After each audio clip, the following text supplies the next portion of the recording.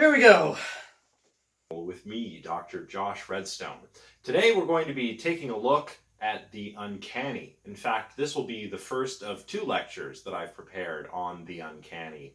We'll start today by looking at Ernst Jentsch's paper on the psychology of the uncanny, and then we'll move on and take a quick look at Hoffman's short story, The Sandman, which Jentsch mentions, but more importantly, Freud discusses in some depth. And of course, we'll be covering Freud's essay on the uncanny in the next half of this lecture on the uncanny. So this way, you'll be familiar with the two works that Freud is primarily going to engage with in his essay. And that's, of course, the work of Jentsch and the work of Hoffman. You may also have noticed that the slides for this lecture are a little bit sparse. That's because this is the kind of material that I feel like I can do a better job of lecturing on if I'm just kind of riffing on it, to be frank. I go way back with this material. The first time I read these thinkers was in my undergraduate philosophy seminars with my old professor, Wayne Barodi. We did a seminar, an entire seminar on the uncanny, and we related it to various things, but mostly post-humanist kinds of things like robotics and whatnot, and of course the uncanny valley, which I'll talk about a little bit in a moment. So that's kind of how I was introduced to all of this stuff, and I've been reading and thinking about it for a very long time. For that reason, I think it'll be important to really jot down those notes. Take a look at my slides, but they're not going to be as dense as the last round of slides. Print them out, definitely read them, but jot down notes, and definitely jot down some notes in the margins of the readings that I've provided as well. That will be to your benefit when it comes to digesting this material. All right, so before we dive into Jentsch and Hoffman, let's talk a little bit about what the uncanny is. All right, so what is the uncanny? Well, I suppose that's why we're reading Jentsch and Freud and those thinkers, right? To try to define what the uncanny is, at least psychologically.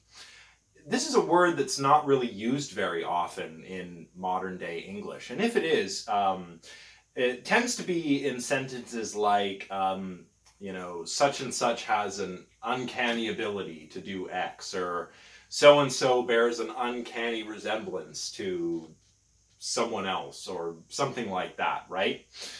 Basically, uncanny is etymologically related to the word ken.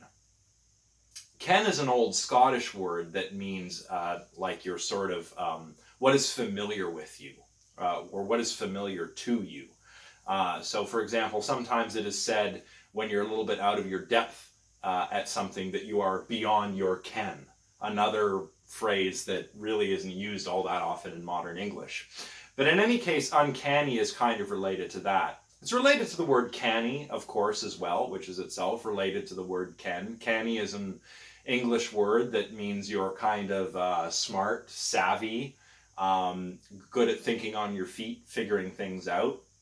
Uncanny, however, has come to mean something like that which is familiar, yet at the same time foreign. So something that is at home, but at the same time alien. And it's tricky to really describe this state of mind or this affective state, whatever it really is. It's tricky to describe it if you have not experienced it yourself. Probably the most familiar mode, I guess we could put it, by which you may have heard of the uncanny is this phenomenon called the uncanny valley. I'll put a little graphic up here to illustrate the uncanny valley phenomenon. But essentially, the uncanny valley phenomenon refers to this eerie or creepy sensation that we experience when human-like artifacts, like for example robots or perhaps computer-generated characters, are very, very, very human-like, but not quite passably human. So they look very human-like, but not human-like enough, and they elicit this eerie sensation, right? This actually happened to me once when I was at a robotics conference in Denmark. And before this conference, I had written and thought a lot about the Uncanny Valley phenomenon, read lots of scientific studies, looked at a lot of pictures of robots, which many of my colleagues told me were a bit creepy. And I thought to myself, well, I think I'll be fairly immune. I think I'm fairly immune to this Uncanny Valley phenomenon. I never seem to experience this sense of eeriness. But at this robot conference, they had on display this little telenoid robot. Again, I'll put a picture up here. This is a little robot developed by Hiroshi Ishiguro and his colleagues. It doesn't really do much, but one thing that it can do is actually follow your gaze, track your gaze with its gaze. So essentially it can make eye contact with you. Other than that, it doesn't look very human. So I kind of went up to this little weird, childlike, not quite humanoid robot thing that was sitting there in the main hall at this conference, thinking, well, that doesn't look too weird or creepy at all. I'm going to go and interact with it. So I did. I pushed a little button on the panel, which kind of like a little touchpad, like an iPad, to bring the thing online. And as soon as I did, its eyes went from this sort of, not really looking at anything kind of position. They went from that to just looking up and suddenly locking eyes with me. It was very strange because I knew this was an inanimate object I was in front of, and yet it seemed to be looking at me as if there was a mind behind those eyes. And it was a little weird. And I think that was my first real trip into the Uncanny Valley, my first direct experience with the uncanny. But you may have experienced something like this, perhaps, if not when interacting with a robot, then while watching maybe some bad CGI or something like that. Maybe wax figures or mannequins creep you out. Maybe photographs where the eyes appear to follow you as you walk across the room appear to creep you out. If that's the case, then you're familiar with the uncanny. The uncanny is this eerie sensation that is elicited by things that are somehow familiar, yet somehow unfamiliar or foreign. And not just that, but as we'll see, things which we're not certain about in some sense. We're uncertain about the ontological nature of uncanny things, and that is why they can seem uncanny. So this is an interesting state, being in a state of uncanniness or encountering the uncanny. I think it counts as an emotion. I think that when we experience the uncanny sensation that Jentsch and Freud talk about, what we're actually experiencing is a type of anxiety that's related to the ontological status, if you want to put it that way, of whatever it is we're interacting with. This uncertainty about what it is that we have actually come across. And examples will, I will go over many more examples of this as I walk you through Jentsch's paper, because Jentsch has quite a few interesting examples of uncanniness that he talks about. So if you're still not quite sure what this uncanny feeling is, maybe you'll have some idea once we finish getting through Jentsch's paper. In any case, it's this weird sensation that I personally have argued in the past is a particular type of emotional response. It's a type of anxiety that one feels when they're confronted with this kind of uncertainty, particularly uncertainty about whether an apparently animate figure is in fact animate, or an inanimate object or figure that seems like it could maybe be animate as well. Now, of course, because I'm just kind of riffing on this here, there may be things I forget. So I encourage you all to ask questions in the comments section, or on the forums on CU Learn, or on Discord, right? Because this is very, unfamiliar to most people. This familiar yet unfamiliar sensation is in fact unfamiliar to a great many people. But I think it's interesting to consider for this class because this uncanny sensation and the way we can explain it, potentially, may also work as a way to explain some other creepy paranormal things, such as ghosts or zombies or things of that nature. And that's why I want to talk about the uncanny in this class. And I expect there will be a lot of questions about it, but that's okay. If I can get you guys thinking about this, and then you kind of work out some of the nuts and bolts for yourselves and your critical responses, well, that's going to be great. And if not, you can just ask me questions, and I'll try to clear things up as best I can.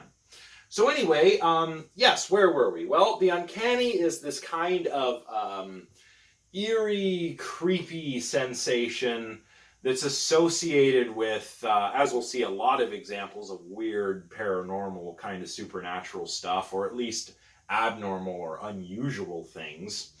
And I think the best way to characterize it is, as Jentsch does, as we'll see, as a kind of uncertainty about something. Um,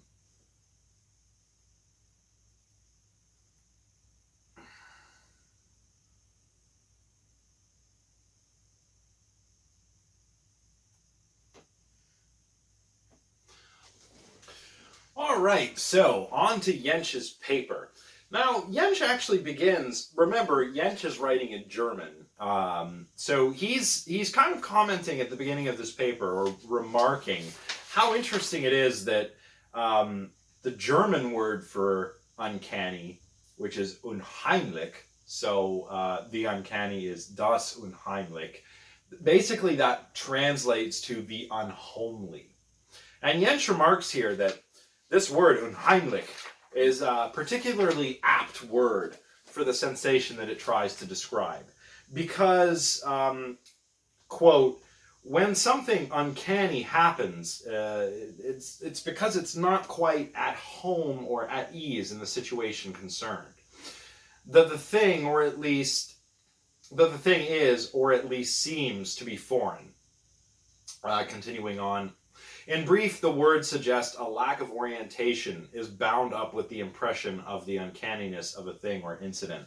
So this is that unfamiliarity or lack of orientation, or as Jentsch is going to more precisely define later on in the paper, this kind of psychical uncertainty that he thinks is characteristic of uncanniness. Now, Jentsch says almost right off the bat on page 8 here of this translation that he's not going to try to define the uncanny or the essence of the uncanny.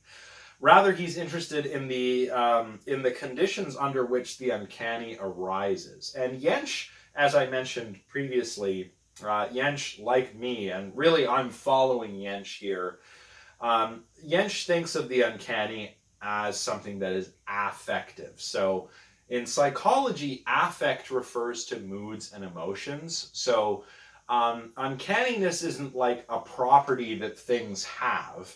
It's a sensation for Jentsch that is experienced when one encounters something that causes this kind of psychical uncertainty.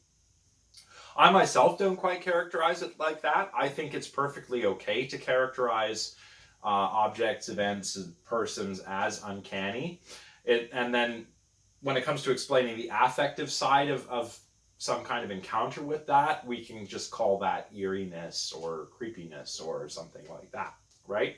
But anyway, Jentsch is thinking of this in emotional terms, or affective terms at least. So Jentsch remarks early on in the paper that, what is familiar to people is what is dear to people, and what is unfamiliar or strange is often something that elicits a kind of fear or unease or mistrust. This is actually called Masonicism. Now, this is just, as far as on my reading of Jentsch, just kind of like a setup, right? He doesn't explain uncanniness particularly in terms of fear of the unknown, which is ostensibly what he's talking about here. But there is certainly something to be said in Jentsch's estimation for this, this association between what is new and perhaps alien or foreign or hostile, and on the other hand, correspondence between what is known and what is familiar, and what what is old, he says here on page 9, old, known, and familiar. This is just kind of a setup. This is not a complete explanation of the uncanny. To get to a complete explanation of the uncanny, well, it's probably better to skip ahead a few pages. Now, what's interesting here is that as Jentsch goes on through the first part of the paper, he mentions a number of examples of things that can cause this sense of unease in someone. A really interesting thing that I think Jentsch says on page 10 here is that he points out that there are adults who are, have this propensity to feel kind of awkward or uneasy at masquerades, parties where everyone's wearing a mask. And if you think about it, that's very interesting because facial expressions are such a big part of nonverbal communication, especially with the upper part of the face. So eyebrows, around the eyes, that's how we communicate a lot of our emotions. Wearing a mask kind of inhibits this nonverbal communication, which is interesting. Here there's a kind of uncertainty about what the other person wearing the mask might be actually thinking or feeling, and I think this might explain why some people feel a little unease when it comes to masks. This is just one example that Jentsch is mentioning. I've written here in the margin something about clowns. Fear of clowns could be explained perhaps along similar lines, right? This kind of makeup that interferes with normal nonverbal communication, or perhaps that the makeup of a clown is so absurd and exaggerated that it looks like a human face, but it's not a human face, or something like that. In any case, these are just a few little kind of uncanny breadcrumbs that Jentsch drops here and there throughout his paper. He does talk about how people with certain dispositions, say, people who are maybe a little bit neurotic or anxious or prone to fantasy, or who are on certain kind of drugs, can cause people to experience this strange uncanny sensation. But the real meat and potatoes of Jentsch's discussion of the uncanny, I think, are in the second part of his paper, which starts on page 11. And that's what I really want to focus on here. So the main explanation, or the main eliciting conditions for the uncanny, for Jentsch, or for a sense of the uncanny, I should say, is uncertainty. And particularly uncertainty about whether something is alive or not, whether something is animate or inanimate. And this, he says, right at the start of part 2. I'll read you this from page 11 of our draft here. Among all the psychical uncertainties that can become an original cause of the uncanny feeling, there is one in particular that is able to develop a fairly regular, powerful, and very general effect. Namely, doubt as to whether an apparently living being is animate, and conversely, doubt as to whether a lifeless object may not, in fact, be animate. And more precisely, when this doubt only makes itself felt obscurely in one's consciousness. The mood lasts until these doubts are resolved, and then usually makes way for another kind of feeling. So, this idea of doubt, or whether animate things are in fact animate, or inanimate things are really inanimate, is a big theme throughout the rest of Jentsch's paper. It's very hot today, so I'm mispronouncing a lot of words. Anyway, so this idea of animacy, life, right? Particularly perceptual animacy, when we perceive life in something. When there's uncertainty about that, we can come to feel quite anxious. Quite anxious in the sense that I meant earlier, in that I take eeriness, this emotion of eeriness or creepiness that we feel, to be a sense of uncertainty about whether something is alive or not. And as I'll say at the end of my discussion of this paper, this goes back to some pretty evolutionarily old survival mechanisms. But in any case, for now, let's continue. One interesting example of this kind of uncertainty that Jentsch brings up is like a tale, not really a specific tale, but he writes, one can read now and then in old accounts of journeys that someone sat down in an ancient forest on a tree trunk, and that, to the horror of the traveler, the trunk suddenly began to move and showed itself to be a giant snake. Okay, so something like this where you sit down on an apparently inanimate object, a tree trunk, which then turns out to be something animate, a giant snake. In that little window where the tree trunk suddenly starts moving, and you are kind of having that WTF moment, like, what the heck is going on, right? I'm sitting on this trunk, it's a trunk, but it's moving, and you haven't quite worked out that it's not a trunk, but a snake yet. That period of uncertainty there is this uncanny sensation that Jentsch is talking about. But of course, this is maybe not the best example, because this kind of uncertainty would quickly resolve itself. He makes another interesting observation here, where perhaps pre-technological people, people who are still living hunter-gatherer lifestyles, when introduced to modern machinery. Remember, this is post-industrial revolution. We've had the steam engine for a while. Automobiles are starting to become a thing. So we have mechanical technology that most people living in Europe and North America and elsewhere would be familiar with.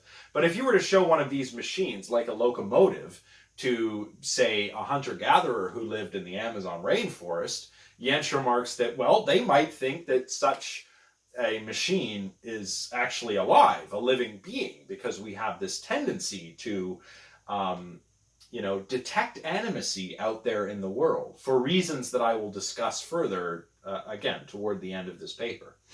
So that's another example of this kind of psychical uncertainty. And animals as well, Jentsch remarks here on page 11, must experience this uncanny sensation, or at least he imagines that animals experience this uncanny feeling, because animals often encounter strange contraptions, especially animals that spend time around humans, that they might take to be alive. Scarecrows are an example of this. Scarecrows are inanimate, but they're designed to trick birds into thinking that they are animate. That's the idea. My favorite is at the end of page 11 and 12, though. My favorite example, when he talks about this incident, he doesn't name when exactly it happened, when these elephants that were in a parade became quite upset at this mechanical dragon, this model of Fafnir, this dragon from Germanic folklore, I should say, which would move and spew fire and flames out of its mouth. He remarks that the elephants were obviously unfamiliar with this, because they hadn't read the stories where Fafnir appears, like the Nibelungenlied and other old Germanic folklore. So, the elephants think this parade float is a living being, which causes terror and this uncertainty about whether this inanimate thing might in fact be animate. Okay, that's fine. But I don't know. I mean, maybe animals, a parade float is such a foreign thing to an elephant. Who's to say whether the elephants suspect on the first look at such a thing that it is inanimate, and then are surprised when it starts moving or spewing flames, or perhaps, we can't really know what elephants and other animals make of mechanical things, but I think it's interesting that Jentsch is speculating on this stuff. But where he really starts speaking to me, at least when it comes to my experience with this stuff, is when he starts talking about wax figures and automata. So he notes that wax figures, panopticons, panoramas, can often look very lifelike, and they can kind of creep people out. He talks about this on page 12. wax figures, and some of you may have had experiences with these if you've been to a wax museum, if you've been to Madame Tussauds or something. You'll see these wax figures of famous celebrities that look like the celebrities, but they look a little bit off, and that can seem a little weird sometimes, right? It's basically the uncanny valley effect.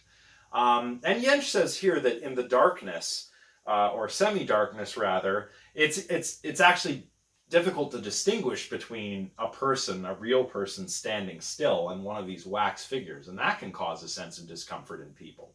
That's a really good example of the uncanniness that he's talking about here. And he even goes on to say later on how a really good artist will try and avoid this effect in their works, or if they are going to try and aim for this kind of unpleasantness, they'll aim for it as an artistic device rather than something that's in a wax figure. This uncanny effect is something that's not supposed to be there, I guess is what I mean.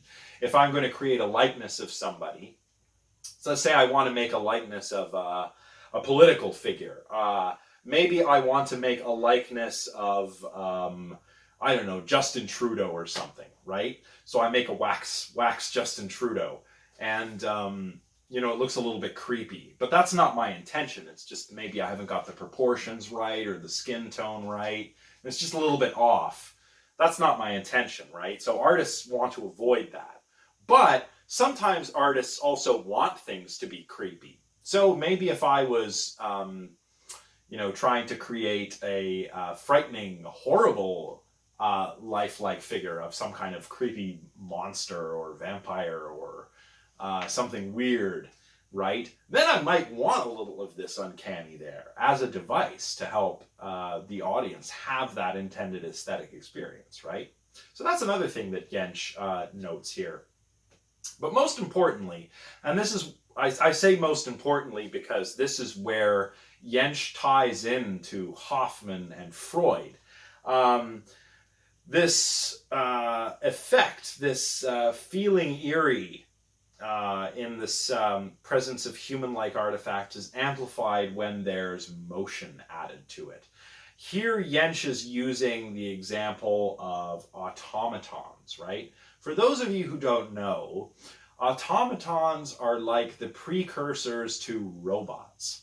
They were made in the 17th century through to the 19th, maybe early 20th century.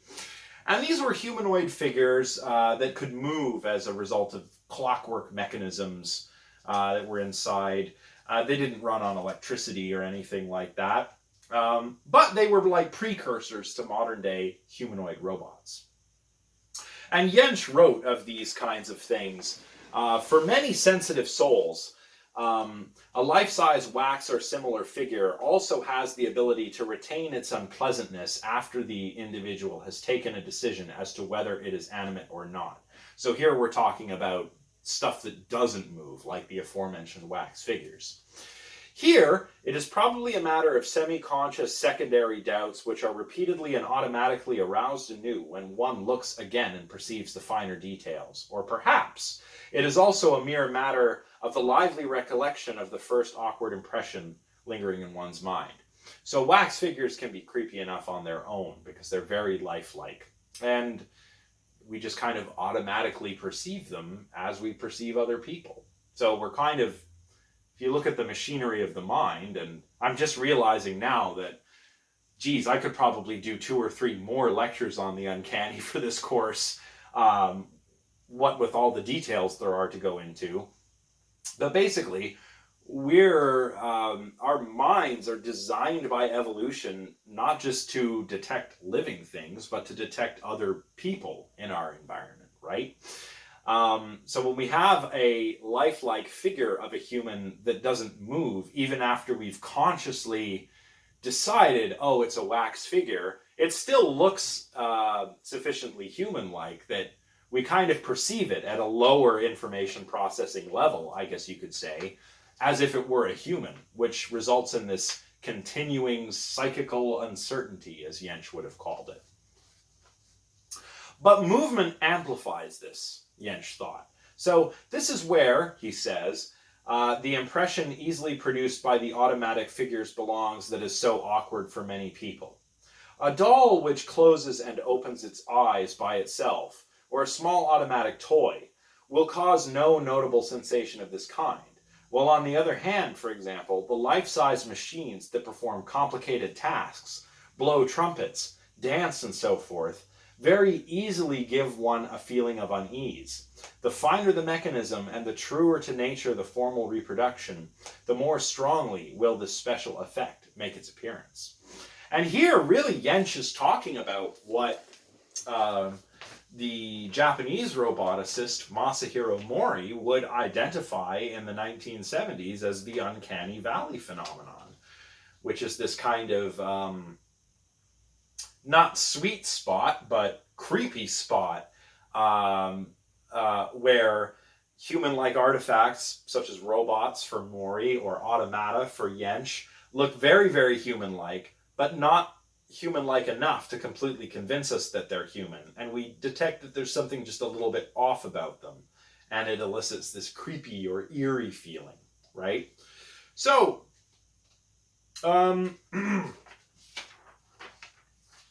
Jentsch also goes on to talk a little bit about ghost stories. He does mention the work of ETA Hoffman. The story that we're reading from Hoffman is not a ghost story, but interestingly enough, Hoffman does exploit automata in his story. And his story is kind of weird and creepy. I don't know if... I wouldn't call it a ghost story, but as we'll see, it certainly does contain elements of the paranormal or the supernatural. It's a very weird, creepy story if you're reading it in the dark by yourself, which I highly recommend you do, by the way, if you really want to experience the uncanny. Anyway, so he remarks on Hoffman and goes on through the rest of the paper to kind of come back to the idea of animism again. I guess the most important aspect of his discussion of animism and animacy, besides his discussion of automata, which are inanimate objects but nonetheless appear to be animate, that's an important element of this discussion. But another important element of this discussion for Jentsch is that humans just have this natural tendency to see animacy out there in the world. This is actually called perceptual animacy by modern-day psychologists. On page 13, for example, Jentsch writes, "Another important factor in the origin of the uncanny is the natural tendency of man to infer, in a kind of naive analogy with his own animatedness, that things in the external world are also animate, or, perhaps more correctly, are animate in the same way." This is a theme that Freud will pick up in his paper. It's funny because, well, without getting too far ahead of ourselves, Freud kind of, well, he's kind of unfair to Jentsch. He kind of says, oh, Jentsch is certainly right that automata are creepy, but uncertainty doesn't explain the uncanny. And Freud goes into a lengthy discussion of return of the repressed and the castration complex and lots of interesting Freudian stuff that we'll talk about in the next lecture. But then he kind of lets animacy in the back door again towards the end of his paper and says, like, oh yes, primitive humans, they see animacy everywhere. This is actually something called animism, right? And it's not. It's certainly well documented in early cultures, early human cultures. Jentsch even points out very effectively in this paper that even in highly sophisticated Greece, there was a dryad in every tree. Right? Ancient Greece is sort of held up as the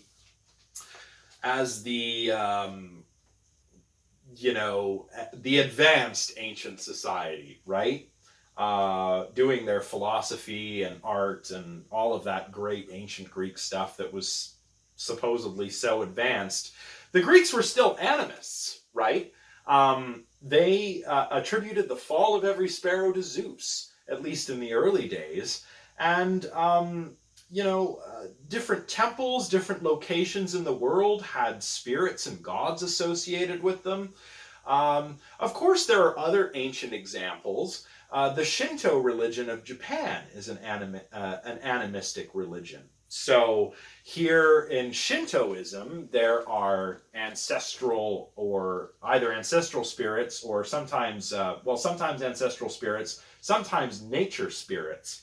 These gods and spirits are called kami, and they live in everything, right? So rivers, trees, forests, rocks, temples will have these spirits associated with them, right? And if you've ever seen, for example, any of Hayao Miyazaki's films, you'll see these spirits appear as characters there in a not at all uncanny way, but in a kind of whimsical and wonderful way, right? Like if you've watched My Neighbor Totoro or Spirited Away or any of those films, which also, if you read The Sandman and you get super creeped out and you need something lighthearted to take your mind off of it, watch a Hayao Miyazaki film. Anyway, Shintoism is like an animistic religion where the world is populated by gods and spirits. The ancient Greeks were animists to a certain extent, and many Aboriginal religions are also animistic. That includes Aboriginal populations in Australia and in North and South America, where we have nature spirits. Things in nature are personified or anthropomorphized, treated as if the natural world was alive in the same way that we are alive. Not just alive in the way that trees and things like that are alive, but alive in the way that we are alive, like as if we are animated by some kind of spirit or ghost in the machine, if you will, right? So that's geez, where was I going with all of this? This is the thing about riffing. I lose track of my thoughts. I guess what I'm trying to say here is that animacy and uncertainty about animism and animacy is for Jentsch this main cause of this uncanny sensation. And it can even happen conversely. I mean, like flip it around. Why are corpses uncanny? Why are corpses creepy? I mean, if you've ever been to an open casket funeral, which I hope none of you have, but if you have, then you'll know what I mean, the uncanniness of corpses. They're a bit weird and creepy. Not necessarily gross or disgusting, although corpses certainly can be disgusting, but they're also kind of weird and creepy in the sense that we expect, I mean, if you've been to an open casket funeral, if it's somebody you've known well, who has passed away, this impression of their liveliness, their former animated state is going to be fresh in your mind. And it's very strange to see somebody that you've seen alive for a very, very long time, not alive all of a sudden. It's strange, very strange. Jentsch writes of this: the horror which a dead body, especially a human one, death's head, skeletons, and similar things cause, can also be explained to a great extent by the fact that the thoughts of latent animatedness always lie so close to these things. So, robots and automatons for Jentsch, and even wax figures and so forth, seem to elicit this eerie, uncanny sensation because they are inanimate objects that appear inanimate, which causes this kind of psychical uncertainty, as he called it. Likewise, corpses are inanimate, but we have this maybe latent expectation or even just the recent memories of their animacy kind of causing a similar sort of psychical uncertainty. This term, psychical uncertainty, I'll explain a little bit more clearly in a moment, but that's the key takeaway from this paper on Jentsch. I haven't gone into all of the details in super great depth, But the main takeaway is perceptual animacy, and that's the uncertainty that Jentsch is talking about. As we'll see, Freud is a little uncharitable to Jentsch. Freud comes along and says, uncertainty can't explain the uncanny. Yeah, that's right. But the uncertainty, uncertainty on its own cannot explain the uncanny. But Jentsch doesn't claim that it can. Jentsch claims that it's uncertainty about particular things, namely, as to whether something that is animate is in fact inanimate, or whether something that is apparently inanimate is in effect, or is in reality animate. So that's it for the summary of Jentsch. Now I'm going to offer a few of my own thoughts on some of these ideas. So just a few words about Jentsch's paper before we take a quick look at The Sandman by ETA Hoffman. Do read this closely. Read it more than once if you have to. It's a short paper, and I have not exhaustively gone through it. I've just kind of helped you hone in on the main themes. The idea here is actually that you're watching this perhaps before you've read Jentsch's paper. You will need to read it closely to offer a good critical response when it comes to doing your response for this lecture and the next lecture. So you will want to read it closely. Just a quick word on this term psychical uncertainty. I wanted to point out that this is kind of what I was talking about last lecture. This word psychic or psychical did not always have paranormal connotations. Back in Jentsch's day, which is just around the beginning of the 20th century when he's published this paper. He was a physician, of course, working in the 19th century and early 20th century. Jentsch is using this term psychical uncertainty. It doesn't mean anything weird or spooky or supernatural. It just basically means like mental uncertainty or psychological uncertainty, right? And of course, as we talked about, the object of the uncertainty is typically concerned with animacy, whether an inanimate object might in fact be animate or an animate object might in fact be inanimate. Right? And this is why robots, automatons, corpses, and so on are described as creepy or eerie, because they elicit this uncanny sensation. Just a quick word about how we are wired up. I guess this is a crude way of putting it, but we are designed to be animacy detectors, right? Evolution selected for these abilities, obviously. It often happens, maybe you found this yourself, if you're walking alone at night and you see something out of the corner of your eye that appears to be moving, and you think it's a person perhaps, or an animal, but it turns out just to be a tree or a bush or a piece of debris blowing in the breeze. That's because, evolutionarily, it is to our advantage to misperceive that there is animacy out there in the world, even when there is not. I mean, just imagine, again, this is a crude example, but imagine a scenario, back in the day, back in the Pleistocene era, Homo sapiens, hunting and gathering, or, not that I have any evidence for this, but I imagine this was shared by some of our hominid ancestors too, Neanderthals, Denisovans, maybe Homo heidelbergensis or Homo ergaster, or one of those old pre-humans, right? We probably have homologs with, at least as far as these abilities are concerned, with those ancient ancestors that are no longer around, and perhaps even with other primates that are currently extant, like chimpanzees, for example. In any case, it's to our advantage to detect animacy even when maybe there aren't any animate things out there. To continue with my crude example, you're out there hunting and gathering, and you hear a noise in the bush, in the forest. Now, that could just be the wind, or it could be a predator, right?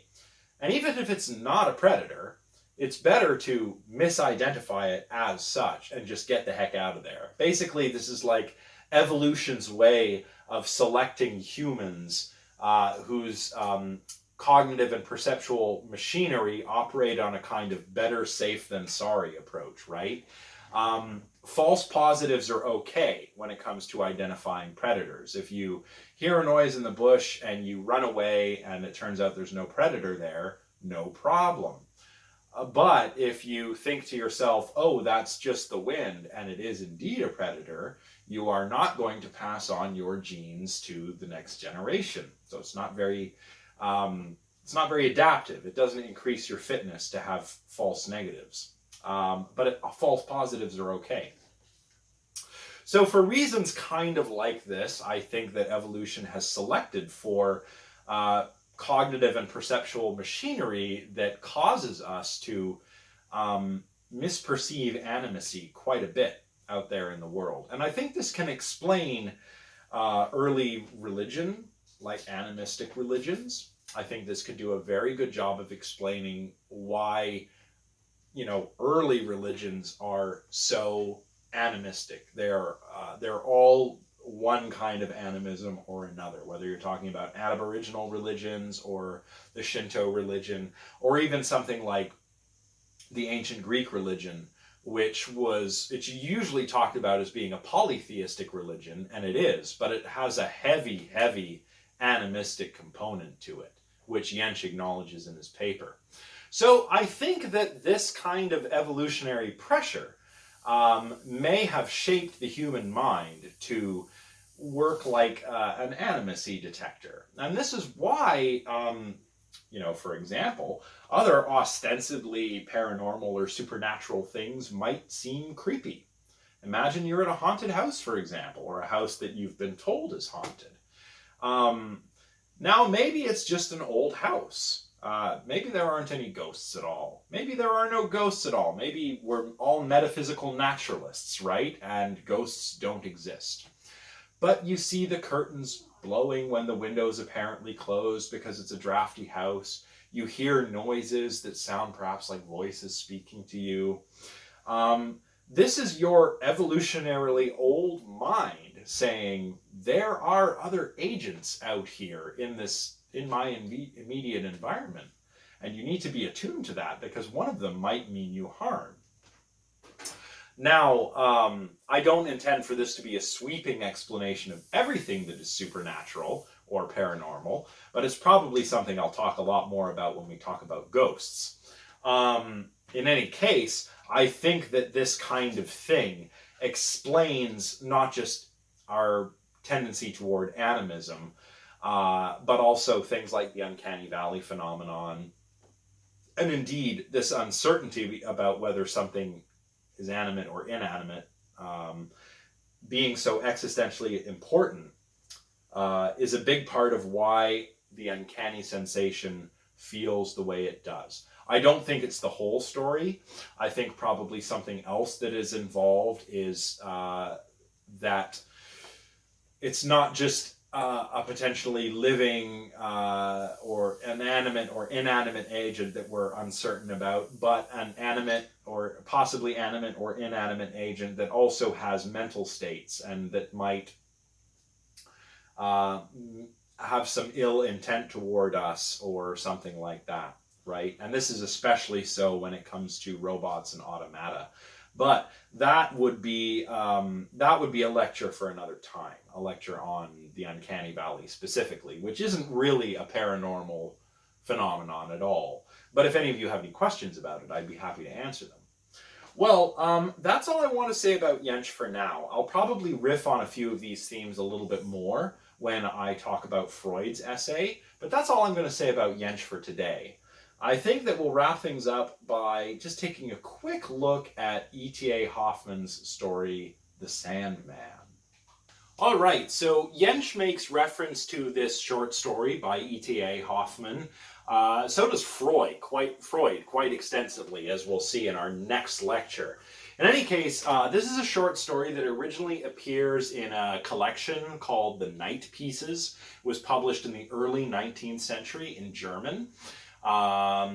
It contains elements from German folklore, like the Sandman, and also some interesting creepy automata-related stuff And if you believe Freud, perhaps also some castration anxiety, although I'm very skeptical about that. In any case, the plot kind of unfolds as follows. I'm just going to give a quick synopsis of the plot, but again, do read the story and do read it closely. It does unfortunately contain some archaic language. This free translation that I found is not the one that I've used in the past. It is not really the best. The language is a little archaic in some spots, so apologies for that. But it is a very interesting, creepy story. So it actually starts out as a series of letters. We get 3 letters, one from Nathaniel, the main character, to his brother-in-law, I suppose, Lothar. So anyway, he's writing to Lothar, who's the brother of his fiancée, Clara. And he's writing because he's recalling this childhood terror of the Sandman who visits him. In German folklore, by the way, the Sandman is just someone who comes and sprinkles sand on children's eyes and makes them fall asleep. But the Sandman in this story is much more sinister. The Sandman is this figure, Coppelius, who works with Nathaniel's father at these doing these weird alchemical experiments late at night. And he's very cruel to the children, especially Nathaniel. That is Coppelius, the Sandman. Now, Nathaniel's father actually dies in one of these alchemical experiments. And Nathaniel blames Coppelius, the Sandman, for this, who he is afraid of.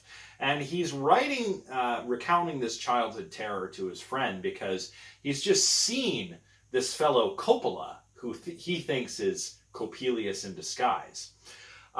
He accidentally sends this letter, which was written to Lothar, to Clara by accident. So Clara, his fiancée, reads the letter and tells Nathaniel not to worry. This is all in your mind. This Coppelius is gone away. He left town after your father died. No one's seen or heard from him. This Coppola fellow, he's not Coppelius. This is all in your own mind. Don't worry about it. So Nathaniel writes Lothar back, talking to Lothar, not to Clara, that, okay, yeah, you're right. Clara was right. She made so much sense. Coppola is clearly an Italian gentleman. He sells spectacles. This Coppelius was German, and he was interested in all these terrible alchemical experiments, and that's how my father died. And he also mentions that he's studying with this physics professor because he's away at university.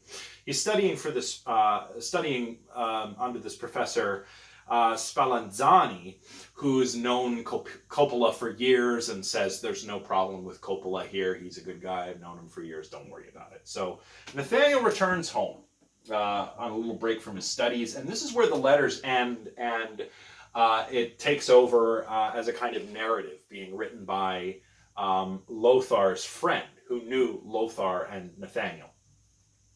And he reports how Nathaniel goes back to his studies and gradually becomes enraptured by Professor Spallanzani's daughter, Olympia. Olympia is this beautiful woman who's described, with flawless skin, a perfect figure, but she's always just sitting there staring at nothing. And when Nathaniel finally meets her at a party and speaks to her, she only replies, doesn't really say anything. Kind of like, well, in a lot of ways, this story could be read as satire, I suppose, satirizing this idea of women at the time, being these pretty things that were just supposed to look nice and not say much. So Nathaniel goes to a dance during which Olympia is finally revealed to the public because Professor Spallanzani keeps her locked up in the basement. And he falls in love with her. He completely forgets about Clara. He goes back to see Olympia one day and sees the Professor Spallanzani and Coppola, who is finally revealed to be Coppelius, fighting over Olympia. Both are grabbing at her as if she's just this corpse that they're fighting over. Coppelius wins the fight and makes off with Olympia.